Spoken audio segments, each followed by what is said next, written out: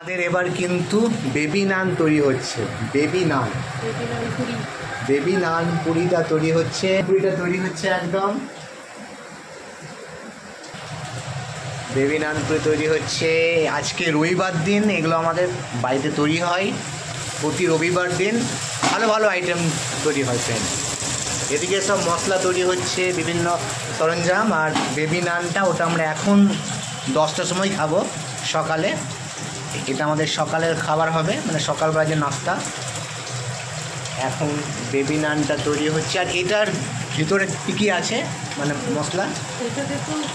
ডিম দিয়ে বিনস এগুলো দেওয়া আছে।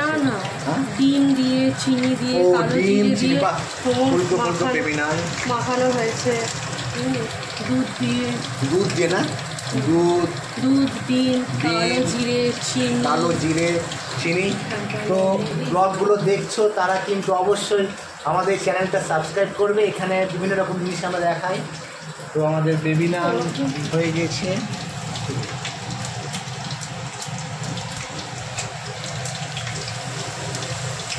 বাহ, একবারে দারুণ ফুলকো হয়ে গেছে। দারুণ হয়েছে, একবারে দারুণ।